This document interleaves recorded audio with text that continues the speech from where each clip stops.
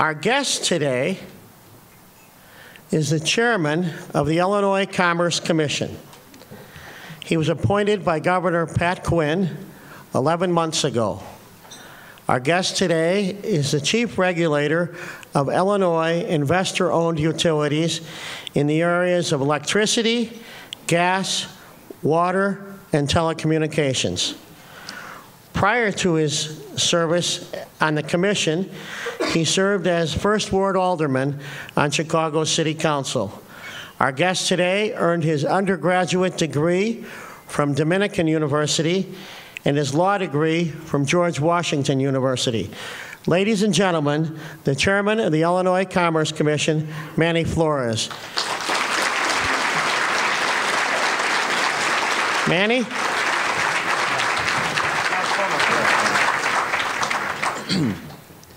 Good afternoon. Let me first begin by saying thank you to Jay. Let's have a round of applause for Jay Doherty and all the good work that he's doing. Thank you. Let's also have a round of applause for the great staff here at Maggiano's, for the great food and the great service. And I definitely have to thank Commissioner Ford and Commissioner Aaron O'Connell-Diaz, otherwise I'd be in big trouble as the rookie of the group. So again, thank you, commissioners, for being here this afternoon. I really appreciate you being here. I also see an old friend, Alderman Bert Nataris. Let's have a round of applause for.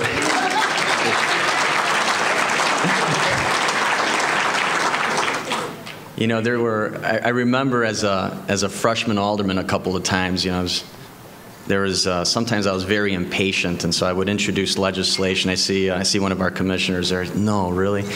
And Alderman Nataris was always good enough to lend and impart some good wisdom in terms of how to approach the legislative process. So I haven't forgotten about that, Alderman. I really appreciate you being here as well. You already did this. Very well. Very well. You know, this is the first time I've had the opportunity to speak to this organization, and it's a real honor.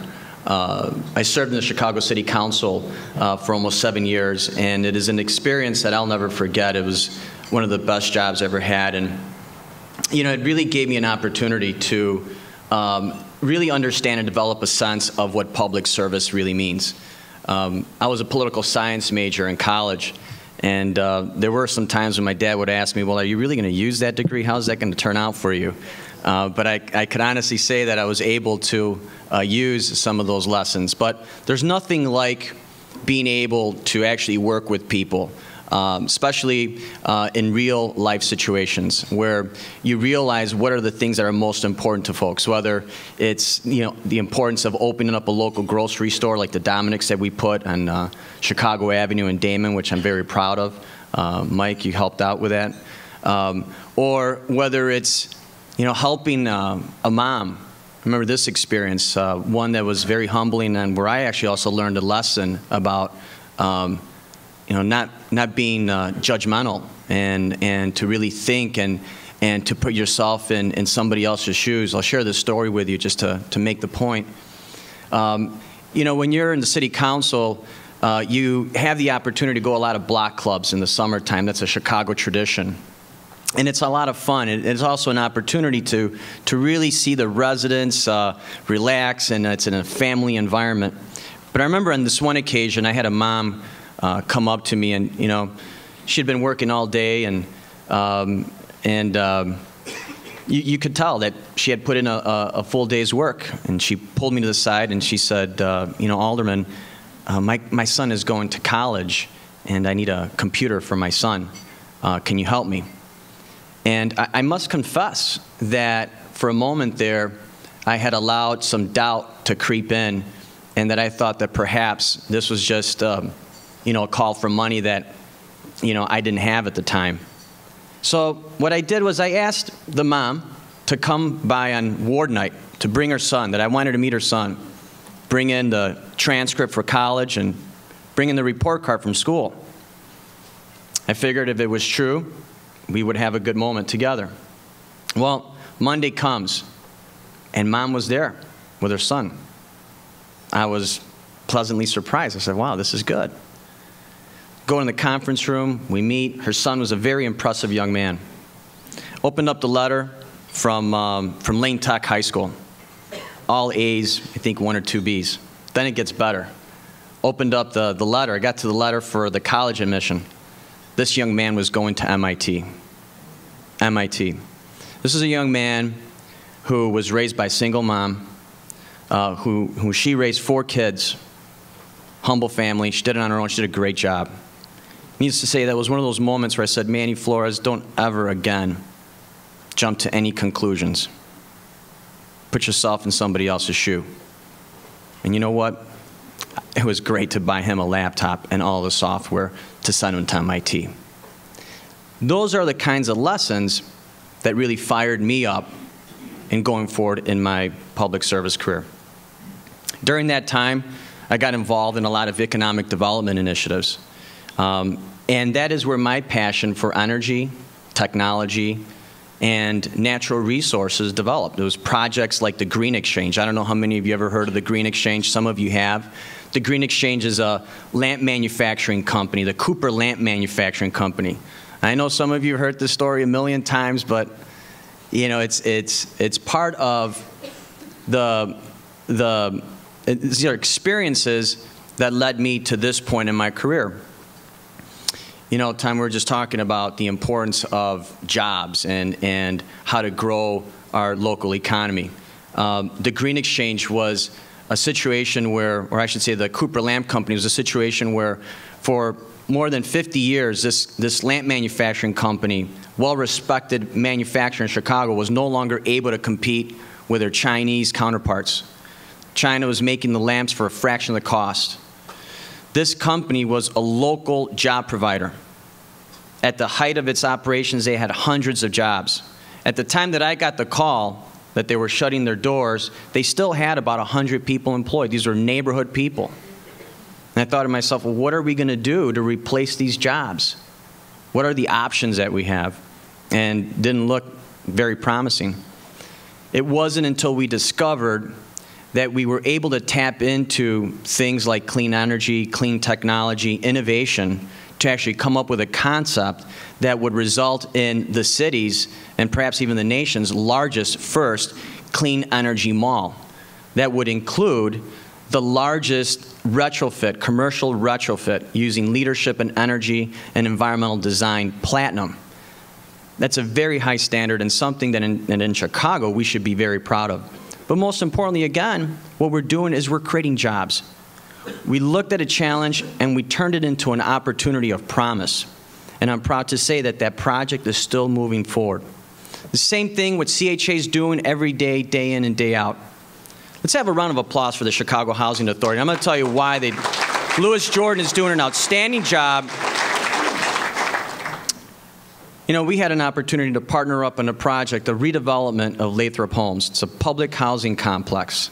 It's located on Diversey and Damon. This is a public housing complex that was first opened up in 1938.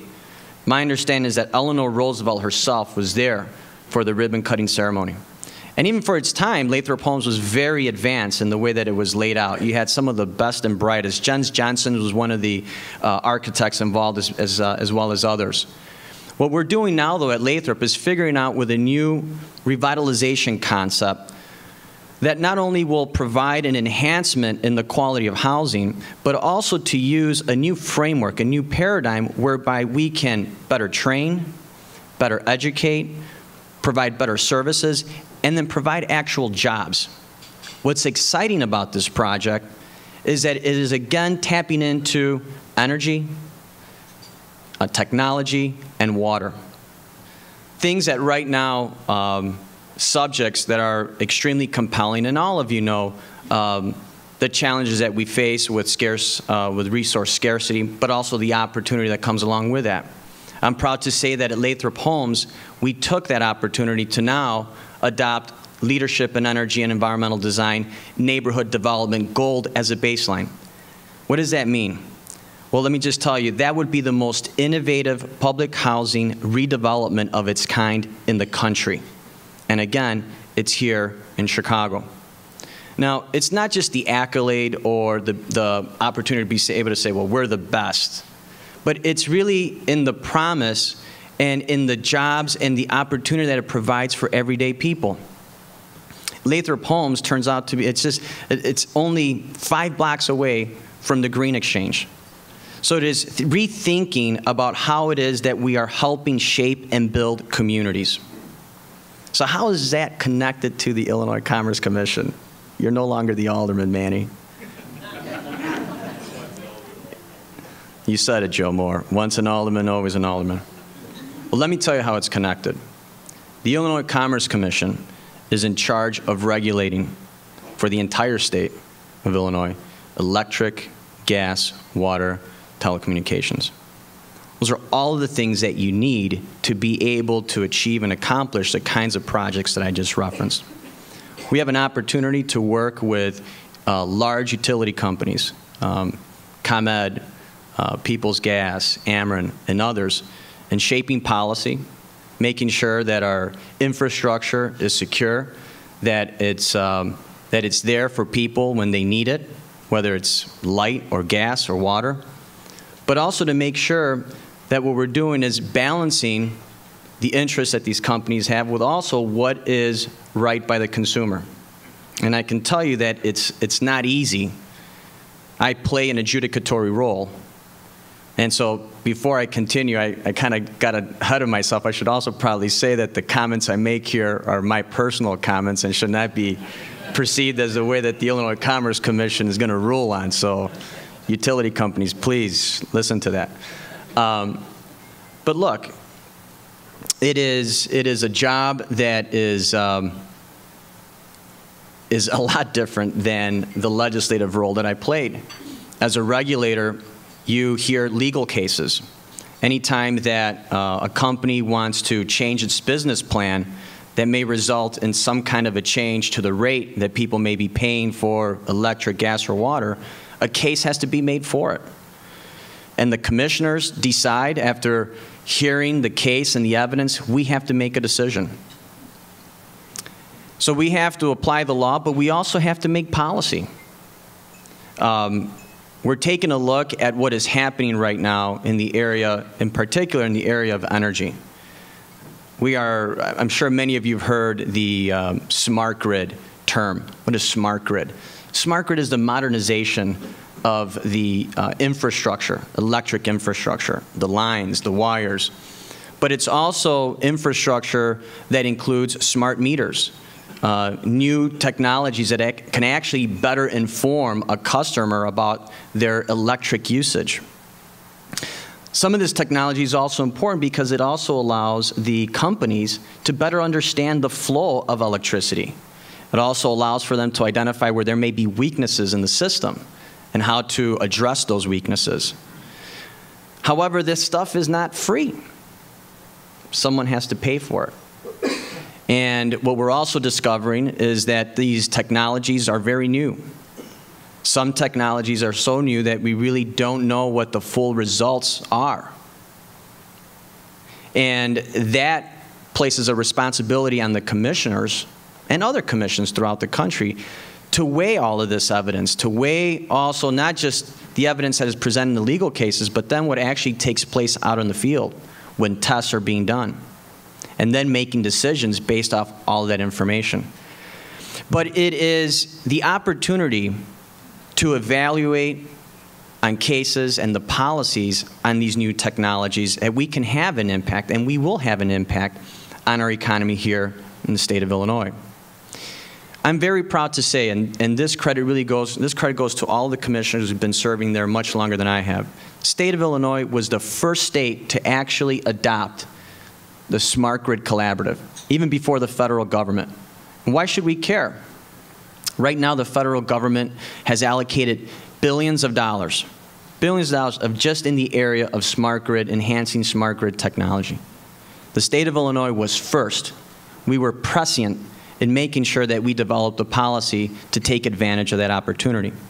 But it's not just being able to be in a position, being in a position to be a beneficiary of ERA funding, but more importantly, to create an actual marketplace for these technologies that will result in jobs, that will also result in better service, also result in a better and more enhanced infrastructure network to make sure that our customers are receiving the service that they're paying for. In the area of electricity, we've also started a new and exciting initiative, the Electric Car Policy Initiative. As you know, the major car companies have announced that they're going to be marketing electric vehicles throughout the country. Initially, the state of Illinois was not selected as one of the first primary market areas. But what we did at the Illinois Commerce Commission is we decided that we were going to forge ahead in developing a policy framework that would also include participation from private actors. And private actors not only in the utility space, but people who are outside of the utility space, the car companies, and also the people who are supplying the parts for those car companies. We want to make sure that we take advantage of this opportunity, not only set up the framework, but again, to figure out how it is that we can lay the foundation for more economic growth here in the state of Illinois. I think by demonstrating that leadership, we will get people's attention.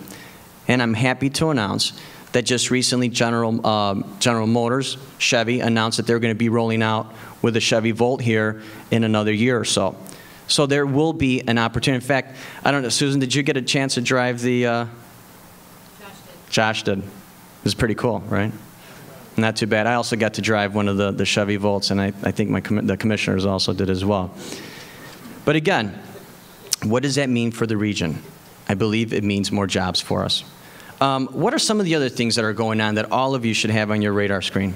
Well, in Illinois, we also have a renewable energy standards portfolio that requires the utility companies to meet, to have 25% renewable energy by the year 2025. It's a very ambitious plan.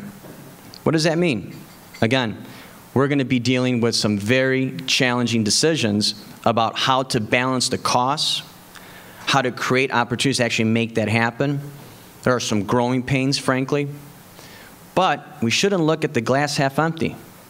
We should look at it as an opportunity to create and stimulate economic development here in the state of Illinois. And we've already seen that to some extent. But in order to be successful in this area, we need to make sure that we get the regulation right. We need to make sure that we get the laws right. And we also need the participation of the marketplace. In addition to that, we need to educate folks. Everyday people, most people, don't understand electricity, don't understand gas, don't understand water. Tom and I were just talking about it before my remarks here. Sometimes we take it for granted. And what happens? We don't place the value on those resources that we ought to be placing. And I'm not talking just monetary value, but just the thought process about what it takes to actually make it happen, what it takes to turn on that light switch and to get that light. What goes into that? Or what goes into being able to make that long-distance call using a cellular phone? It just doesn't happen through osmosis. I say that again because I think education plays an important role in being able to make the kinds of transformations that everyone gets excited about. Another area that I get really excited, probably the most excited about, is the energy efficiency. I must confess that it is recent that I myself have come to understand in really looking at energy efficiency as an energy resource. Think about that. Energy efficiency. It's not just about saving energy. It's a resource of energy. In the state of Illinois, we have an energy efficiency standards protocol that applies to not only gas, also electric. And that's exciting. Why is it exciting? Everyone talks about weatherization programs from ERA. And you know what? Those are good programs. Millions of dollars have been allocated for those programs. But here in the state of Illinois, as well as in many other states across the country, you have millions of dollars that are being invested by the utility companies and having to meet this very lofty goal. In the state of Illinois alone, $150 million annually. That's a lot of money. What does that mean? That means new jobs. It means creating a transformation, a new marketplace, and also, again, another opportunity of better informing and educating our children, who I think are the key for us to really make this transformation that we're looking to make in terms of really getting people to understand what energy and water and technology mean, and how we can really convert it into a new kind of, economic development paradigm. I know that we're facing a lot of challenges. There's talk about all the budget deficits that we have, and pension reform, and some of those challenges seem very daunting. But I believe that, and also our numbers, our unemployment numbers, but I really do believe that the work in the area of energy, if you take a look at what's going on in other parts of the world and what countries like Korea, China, and frankly even in some of the cases that we've already undertaken, some of the pilot programs that we've undertaken here in the United States, I want to be optimistic about our future. And I think if we can figure out a way to balance the interests, to address the changes, the innovation that's taking place, and making sure that regulatory structures as well as the legal analysis that goes into these cases keep pace with the technology and the need for some of these changes, we will be okay. But it's going to require a lot of dedication, a lot of focus, and the participation of all of us. And I really, again, can't underscore how important it is to educate our young people. One of the goals that I'm going to be undertaking as a chairman is to, and I've done this since I was alderman, is to visit schools and to talk to children. And I've sat down with CPS and talk about creating curriculums that are connected to math and science and energy, so that we can have that kind of impact that we're looking for. The other thing I would say, one observation that I have made since my tenure is, in the area of energy, is also the need of making sure that we're being more inclusive of our communities. Now, I look around the room and I'm happy to see a very good level of diversity. But I, again, will be very frank with you. There are times when I go to conferences and other important venues and events, and I look around the room that I don't see many people of color and I don't see many women. If, again, we're going to make the transformation that we're looking to make, we have to make sure that we're including all communities. And so that is also another initiative that I've undertaken as the chairman of the Illinois Commerce Commission. So you will see more from our organization. We don't just see ourselves as mere regulators. We see ourselves as active policymakers. We take our roles very seriously. We want to work with everybody. We want to be fair. We're going to be tough. We're going to be fair. And we also believe that we have a role to play in economic development here in the state of Illinois. And with what's going on in energy, water, and technology, we believe we'll be able to make the state of Illinois one of the leading states in regulatory, in this regulatory framework. So thank you so much. Is this the time for questions now, Jay? Now again, thank you.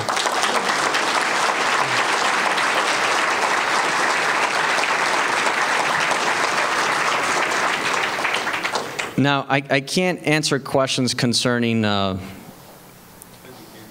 pending cases and potential pending cases and potential pending cases.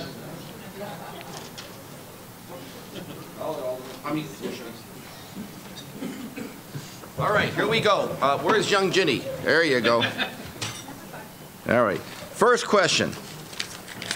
Rate increases in the near future, yes or no?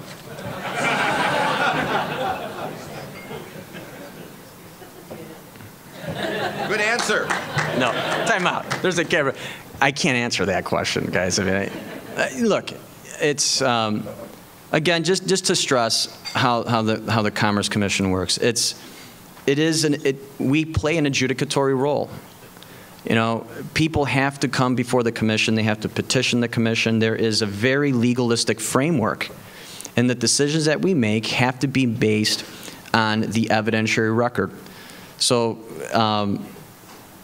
you know, it's a case-by-case basis, and I say that because some folks also may not be aware of how the ICC works, and that it's not just a place where you can just petition by placing a call. Like if I was the alderman, I would get that call, right? Say, alderman, make sure that there are no rate increases.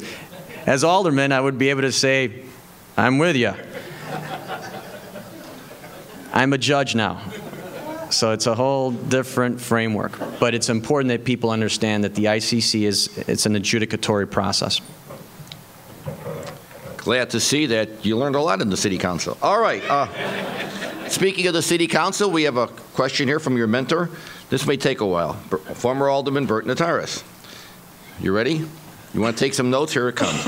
From your initial outlook, what can public utilities furnishing or transmitting power do to reduce their cost of production or transmission to pass on to customers in terms of reducing rates? Should we keep monopolies or create competition? Yes or no answer will suffice. Well, look, I mean, I thought these are very thoughtful questions, and the reality is that, as I indicated in my remarks, just with smart grid technology alone, we are dealing with a number of questions that agencies, I should say, regulatory agencies, are dealing with a number of questions that they didn't have to deal with before. Now, some have drawn parallels to what took place during the telecom years when there was revolutionary technological change with the phones, but this, I think, is a bit different, and people are struggling with some of these analyses, and you know, we think that in the state of Illinois, what we've done with policy initiatives such as the Smart Grid Collaborative, that we're trying to be proactive in dealing with these issues, so that we're identifying the issues on the front end and dealing with them, coming up with solutions for them. But it's not been an easy thing. The other aspect of it is you have not only the litigants that participate, the parties that participate before the Illinois Commerce Commission, but you also have courts who will have their own view and have their own perceptions about what is required to, what are the requirements to fulfill in a regulatory setting to allow for some of the changes that are taking place. And please forgive me if I sound extremely vague. It's just, I want to err on the side of not violating ex parte communications here, but it's a very complex situation, and one where everyone is struggling with how to deal with the innovation. But efforts are being undertaken to reconcile some of these challenges. I am confident that it'll happen. Energy efficiency is it's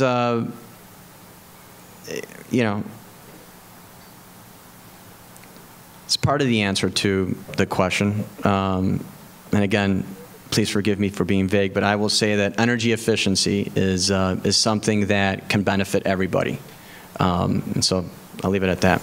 Can I ask you, would competition help?